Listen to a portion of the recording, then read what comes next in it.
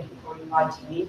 I just would like to say that this is my very first time in Hong Kong, and I already am scheming to come back as soon as I can. I had a wonderful time. So thank you for inviting me again, the organizers. Today I'm going to talk about online education, and I'm going to talk about rethinking a few concepts in online education. I'll start with looking at my own experience with online education, which actually is not really that long, because although I have been a practitioner for more years than I care to remember, but actually my sort of work with online education is only maybe approximately 5 years old. Then I will look at the world mega trends, and I would like to compare, I would like to see how online education aligns with the world mega trends, so mega trends in the world economy. I'll look at some myths and challenges, and I think we've heard quite a lot actually since yesterday about those challenges and some myths perhaps as well. And I'll have a look at some concepts that maybe we need redefining, and some learning environments that have been introduced when talking and when doing online education. And then I'll have a quick look into the future. As you mentioned, I work at Hong Kong University on the Gold Coast in Australia, and we introduced TESOL program. So in 2012, our Dean Professor Mortley came up with this idea. He said, "How about putting the national writing TESOL online?" And we said, "Yeah, let's do it." But actually, we really had no idea what we were about to embark on, and how difficult it was going to be, and what a huge task it was. I just would like to say that my research on online education really goes together with my practice, because it was research that was sort of really triggered by the practice. So the more I taught, the more I practiced online education, the more research I did, and the more sort of passionate I became about it. So it really was, for me, about trying to find new ways of doing old things, but also doing new things at the same time. So the different modes of delivery of the TESOL programs at Hong Kong University are: one is the brick and mortar, so students are on campus, and that's been open since 1989, the program's been running. We use others. Well, that's wonderful. I knew we had lots of things in common. And then online, we use for both programs, we use Blackboard Learning Management, just like you do. And for online delivery, we use Blackboard Collaborate Ultra. The mixed delivery is really student pushed, and it's quite informal. It's just at the moment the system allows students to sort of swap if they can, if they are sort of visa, in terms of visa allowed to do it. So these three modes of delivery, and on campus, the TESOL programs, so this is the teaching training programs that I'm sure you're all familiar with programs such as this one. So it's a 3-hour weekly interactive face-to-face sessions per subject. And in the online delivery, we use Blackboard conferencing tool, Collaborate Ultra. So this is the sort of the newer version of the Collaborate platform. And we have all the lectures are pre-recorded, and then we have a 2-hour sort of seminar tutorial, which is really mixed flipped classroom, but it's not really flipped classroom as such, because a lot of the time students simply can't watch the sort of the pre-recorded videos, but this is what the program is. Okay, so there's a couple of things I thought I sort of looked back, and I thought, what were the challenges that I went through that were sort of like the most pressing? And yes, it was managing the system, so it was managing the new ways of presenting the content, and also managing the technology. It's a bit of a story between my colleagues when I very calmly and in a very composed manner said, "Would you please excuse me a moment? I just need to step out, switch the camera off, switch the microphone," ran onto the corridor and screamed, "How do I put the whiteboard on?" Because it was the first day of using the new platform, and I just completely forgot it. It was really hard. So these moments, I've got a lot of these moments. I had to rethink how I reach the teaching and learning objectives. So things that we take for granted: how to organize pair work, how to do student interaction, how to make groups, how to create learning, just sort of learning communities. social community, well not social community, but social learning groups. How do I do this in a virtual environment? So all of these things I really had to work on and had to sort of refine.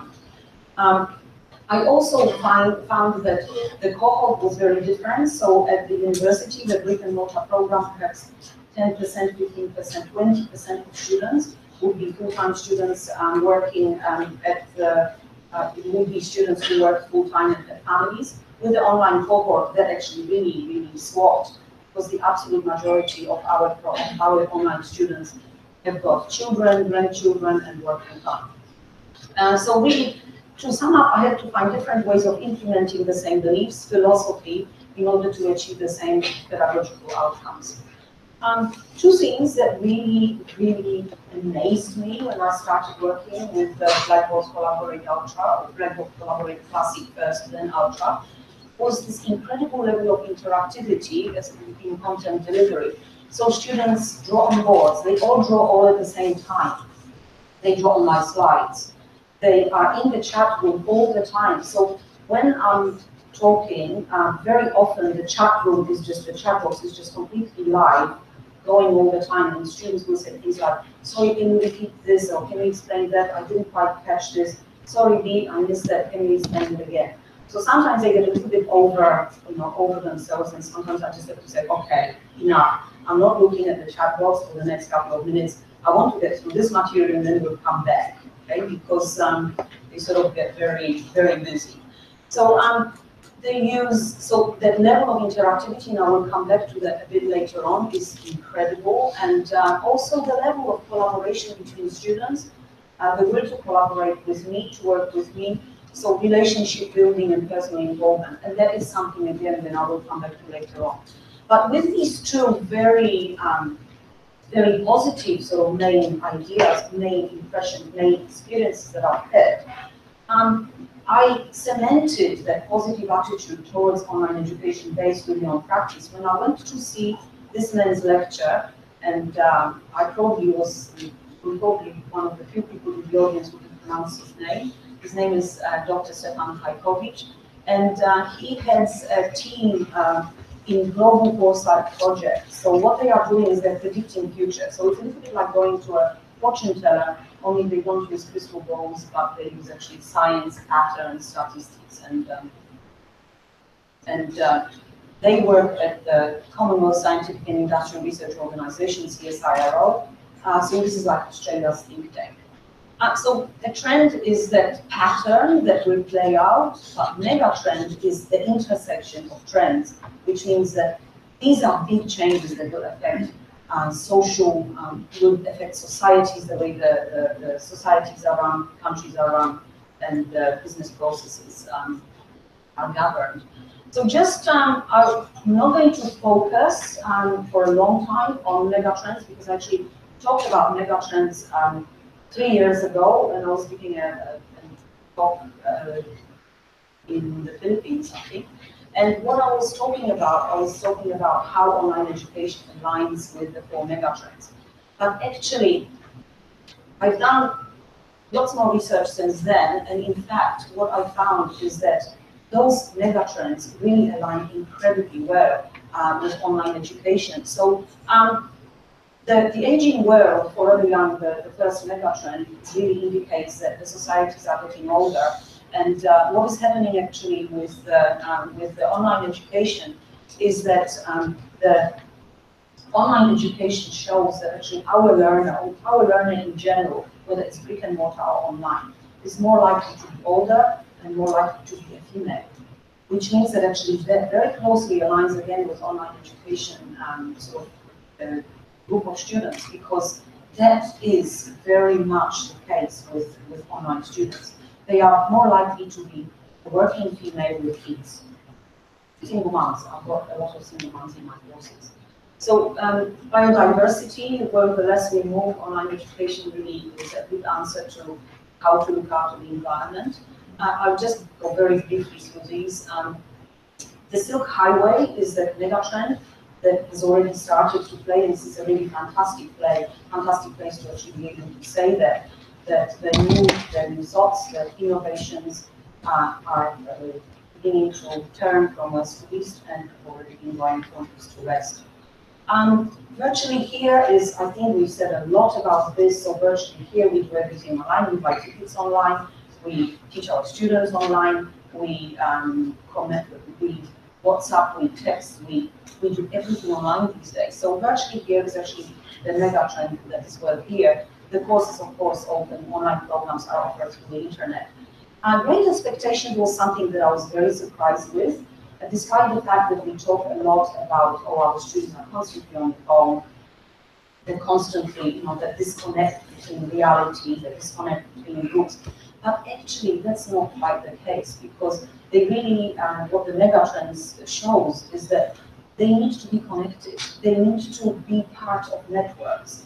They need to have very intense social, immediate experience. So when we think about education, what we really need to think of is that social aspect, that interactive aspect of education is extremely important. So I hope to be able to show you that one of the classes, I think, of our program, and the classes that is directed to work that online education can achieve, is to increase that social connect rather than disconnect between the learners.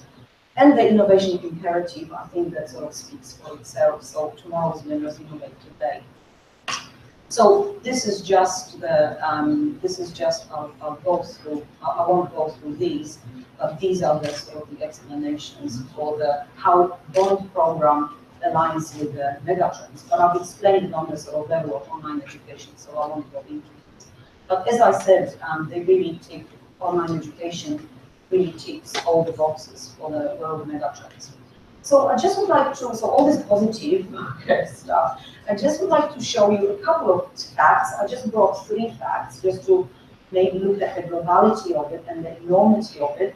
And I must tell you that I did find some data about Hong Kong universities, but the data was 4 years old and I couldn't find the newer one, so I just gave it up. But I really hope that someone will provide me maybe with some indication on that. In Australia, out of 1.3 million students at universities, 410,000 study online. So actually a huge amount of students studying the online programs. Globally, 77–84% of respondents reported having taken online courses in the past. So this is based on mega data. This is based on huge amount of students and studies. And in 2015, the e-learning market was worth 166.5 billion, with the estimate of that growing to 255 by 2017. That's the last sort of information I get on that. So we've got these 3 incredible facts, and yet, of course, we've heard that here as well, that there are a lot of people who have got maybe sort of negative attitudes for good reasons, because I was also one of those people maybe 5 years ago.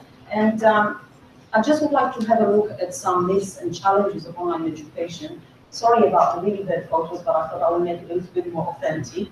So I did not ask my colleagues, I did ask my students, though, if I could put these photos up, so it's legitimate.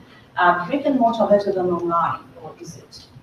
So if we look at institutions, and I'll be very honest with you, if I was thinking, do I take an online program tomorrow? What would I do? What we've already said, I would Google it. And if I Googled it, I would say, no way. Because it's not just the blogs, it's not just people talking, it's not just negatives. It's in fact institutions which offer e-learning courses that suggest these cons, that suggest these difficulties, these challenges with online education. And they seem to be very systematically talking about what we've already said here as well. Lack of human interaction, no personal contact, no human relationships, the sense of isolation, and very little or no face-to-face interaction. So it's also very evident in research, and I only just looked at 2 here just to show you 2 online education challenges and things against it: limited social interaction and isolation. So these 2 seem to come up over and over again.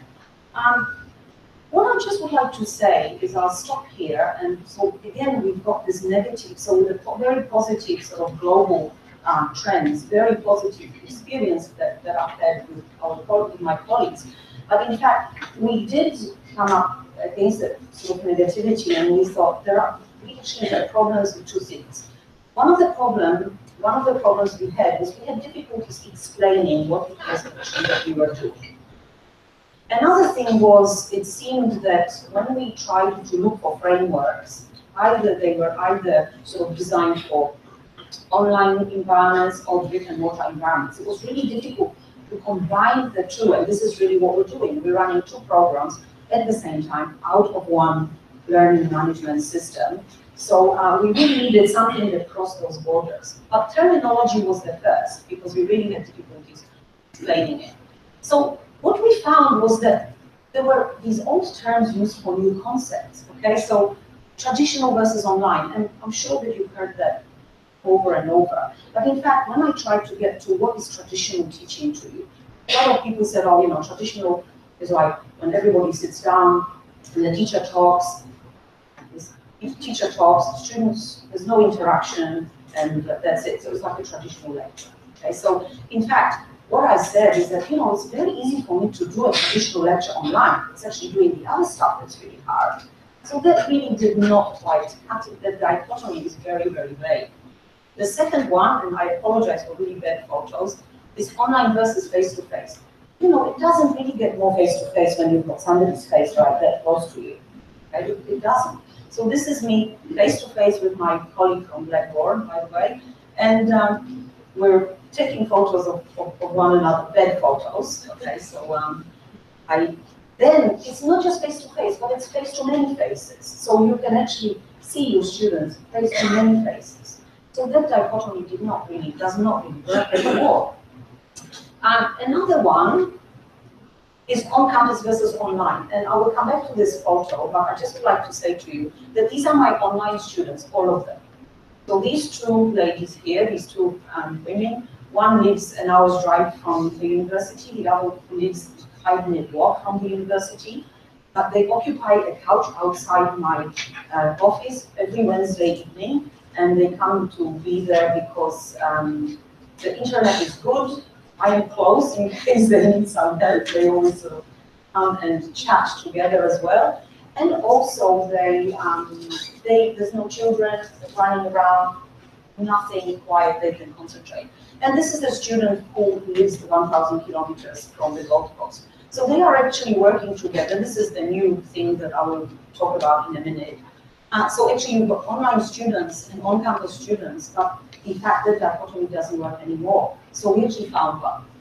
So we found one that worked. So my colleague looked to me one day and she said, brick and mortar. I said, wow, that's brilliant. Okay, so brick and mortar and online. That really works for us. Unfortunately, I must tell you, I was a little bit disappointed when I watched TEDx and an interview with Daphne Koller from 2015, and actually she's using this term in 2015, so you can't really claim it. So she's the Coursera co-founder. Okay, but that's the only one that worked. So the way we use technology really seems to blur these concepts. And I was very happy when we were able to at least agree on one, the brick and mortar online education. So online and brick and mortar education programs. So the next step that we wanted to do, and this is part of the project that has taken most of this year, was we wanted to look at the framework that again crossed those boundaries. So at this point, we started looking at different learning environments. And one of the things we found was that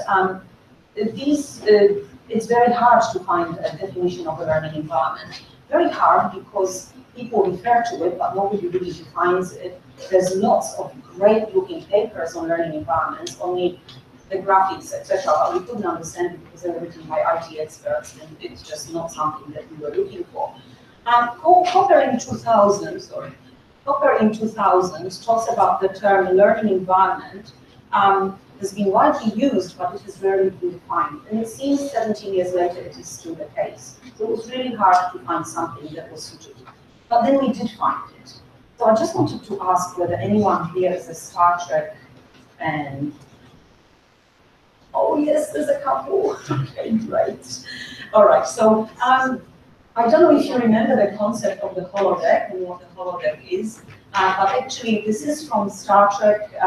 Okay, and on Enterprise there was a room, virtual reality room, and in that room they actually did what they wanted to sort of play, role play. So Lieutenant Commander Data could experience the world of Sherlock Holmes, Lieutenant Worf enjoyed cowboy adventures. So it's the sort of virtual reality room where, in this case, it's a concept of a learning environment where students can do what they need to do. Okay, so they need to build a learning environment that actually addresses student needs. So there are four, this is not ours, unfortunately, but this was designed by Thornberg, or defined by Thornberg in 2013, and that was the framework that I absolutely love. So the framework, according to Thornberg, needs to have four elements: campfires, watering holes, caves, and life. So this is just a wholesome environment with the four learning spaces. So what happens at campfires, we know. So it's the home of didactic presentation of material, it's the home of storytelling, so it's the home of lectures. So learning space number one, and we have a lot of activities, a lot of pre-recorded lectures, post-recorded lectures, where students actually can get the material they want as a lecture. So that's the first learning space. So it's teachers as arbiters of knowledge, and people, like in olden days, people used to gather to listen to stories. The second learning space is watering holes. So this is a couple of pictures. One is perhaps a little bit more traditional watering hole. The other one is the Birdswood pub, which is a very famous pub in the middle of Australia, very remote. And this is a place of social learning among peers. So that takes us both. This takes us to Vygotsky, who said that the zone of proximal development is triggered by social interaction. It takes us back to McLuhan, who said, let's close the university and let's all go to the pubs. And what actually Thornberg gives as an example, which is a very interesting example, is when people are at conferences, they come to papers, and they then walk out and they form groups of 3 and 4, and then they talk about what was happening in the paper. And I think we're all familiar with it. I really was tempted to take photos yesterday. I didn't in the end, but that's exactly what was happening. People were sort of standing in small groups. So this really is that point in which students talk about what's happened, learners talk about what's happened without the lecturer. Sometimes the lecturer can be there, but also from another perspective, as a sort of peer talk. So there's plenty of learning spaces at Bond, and plenty of learning spaces, of watering places, of watering holes in our virtual reality environment. So students use Blackboard Ultra audio, video, chat room, as I said. They also told me later on that they sort of text one another while they are sitting in the class, so there's a lot of interaction going on behind the scenes as well. They are really, really big on WhatsApp as well, and I went to a WhatsApp presentation yesterday about Indonesian teenagers, but I just would like to tell you that Australian middle-aged women also use it a lot. So this is actually a very special picture because this is a photo of my 2 online students meeting for the first time in Sydney, and the first thing they did is they actually FaceTimed me and my body. So learning spaces, I'll spend a little bit more time on learning spaces because that is really something that I think is really where most challenges come from, more myths are about, and I just would like to play this to you. One of the disadvantages I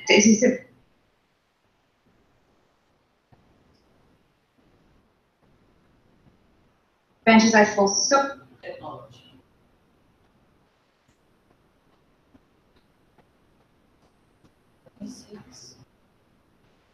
That's okay, I'll just play.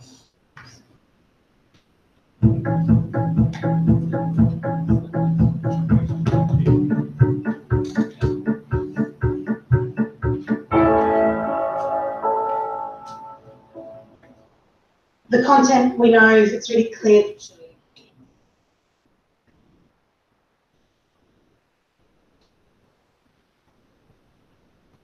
one of the disadvantages I foresaw was I wouldn't have that interaction with the incredible people that I had in the classroom up until that point.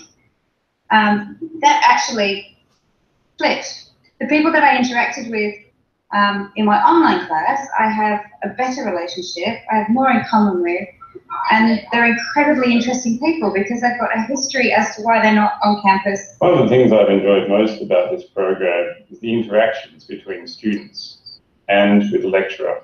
It was really also possible for me to engage with my peers. Even though I'm across the Pacific Ocean, I had this camaraderie, this community feeling. Having the presence of other students has been also fantastic because it gives it that human touch. I have done other online courses and nothing like this. There are very interesting conversations that we have together, and one of the things that keeps us going and motivated, I think, is the level of humour that is interjected into the online sessions. I think there's just an extra level of personal in the collaborate classroom and another level of deep, I think, because everybody's reaching that little bit further to further themselves. It was so inviting, and it has basically re-energized the way I want to teach, which I think is the biggest compliment I can possibly give the Bond team.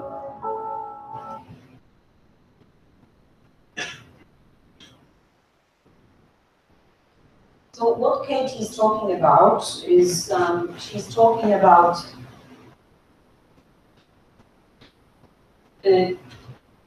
I'll come back to that. She did come to Katie, but this is another student who actually is not there. But you can see that she's also talking about interactivity, collaboration, good relationship. She's talking about sense of belonging. That's where I belong, with those other people who are part of this class, and you kind of get to know them beyond just the classroom, even though we are in the classroom. And what Katie was saying is that the reason why she gets to know them, because you go into their house, into their homes, you get a connection with their personality, their lives, and their family and their story. Okay, so she says it's the extra level of personal in the collaboratory.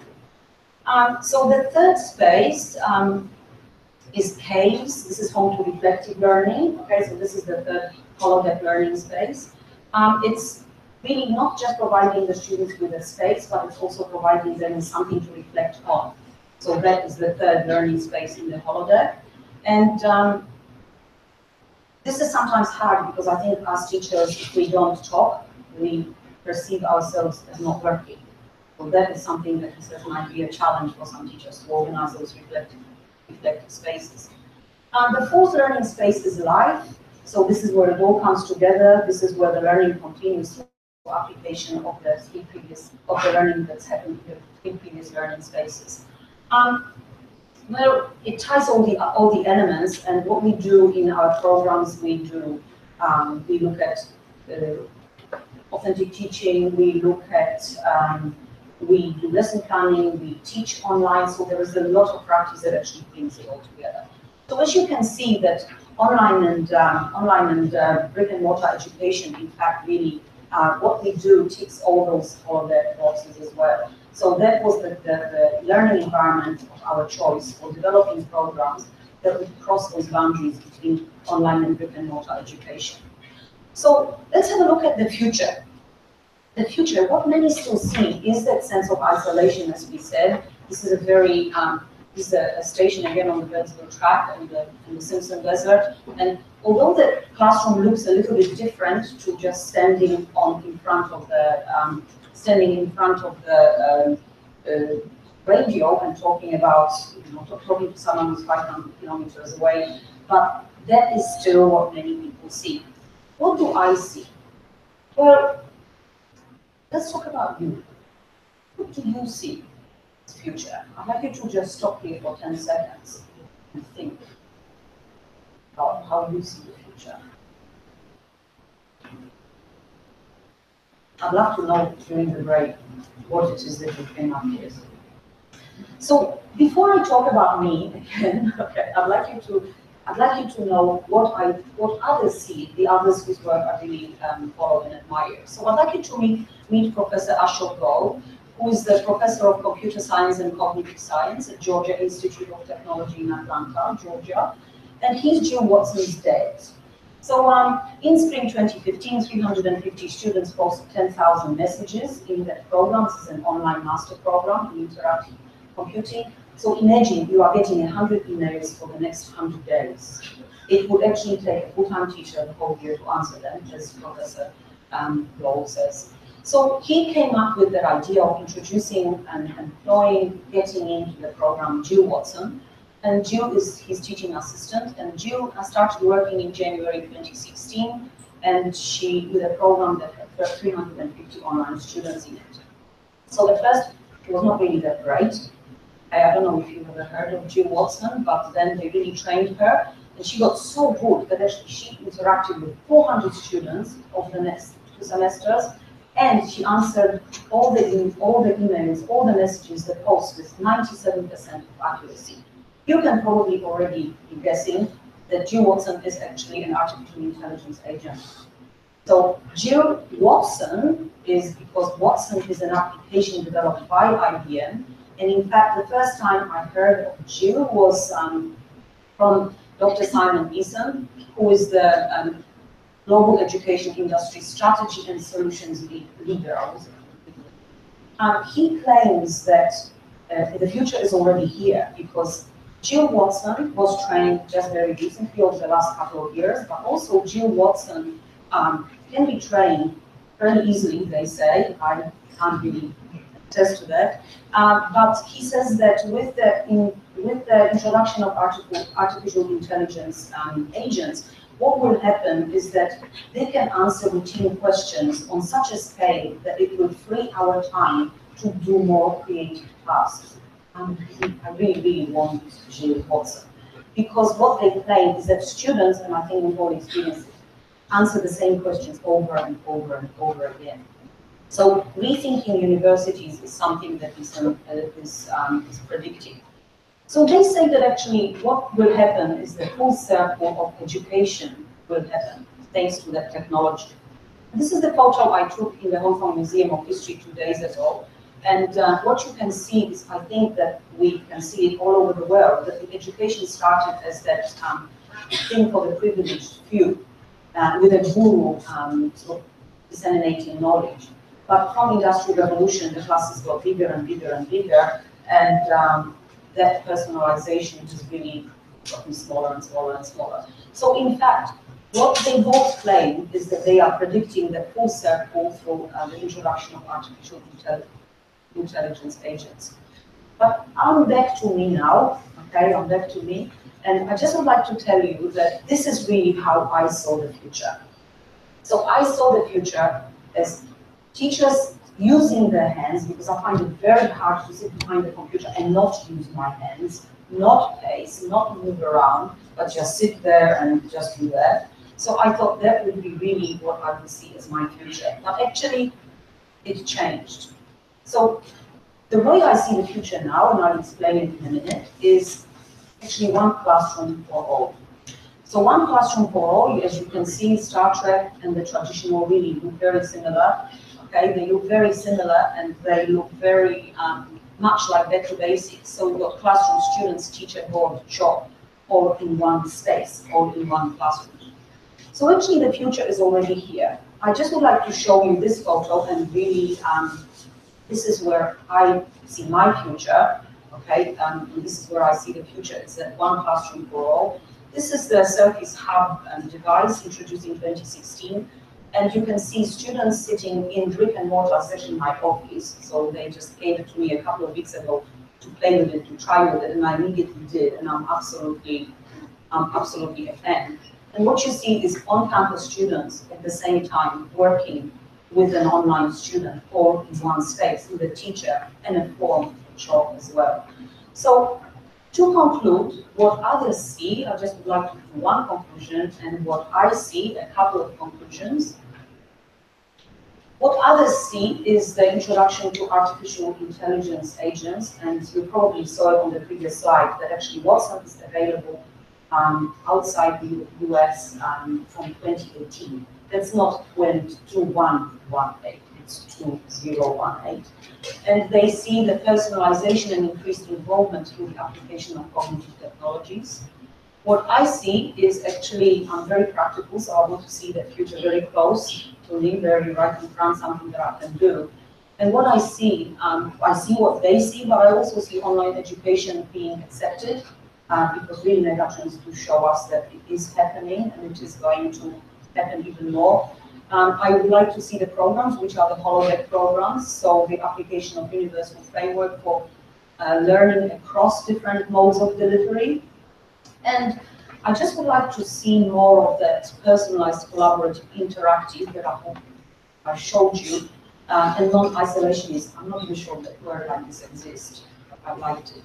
So what you can see here is at the bottom there's actually my 2 online students in my very, very brick and mortar kitchen. And you can see my daughter with my online students at the brick and mortar airport, picking her up, and also teachers and their families, and online students and their families in my brick and mortar house. So this is what I see. So I really see all in one. I see the online students, never mind where they are, whether they are brick and mortar or here working together, these students working with brick and mortar staff, opportunities for peer teaching, which we did with Alicia, students on campus or brick and mortar working with online students together at the same time, on the same slide, doing the same activity. So actually what I see is an all-inclusive one classroom, where you've got the students in one space, and you've got the teacher and some form of board and some form of pen. So 2 nights ago, we went with friends to the Peak, and I must tell you, it's such an amazing experience, because I was standing there thinking, you know, anything is possible. That is my thought. Anything is possible. So what I would like to tell you here, because I know the time is up, I would like to just say that the future is already here, and I'd like to quote Gibson, it's just not very good. Thank you very much.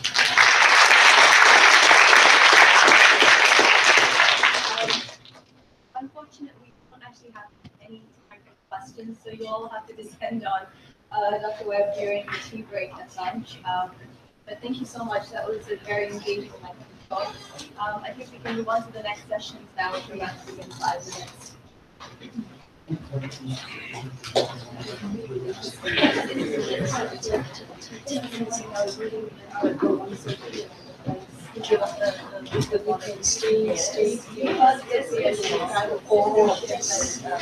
Yes.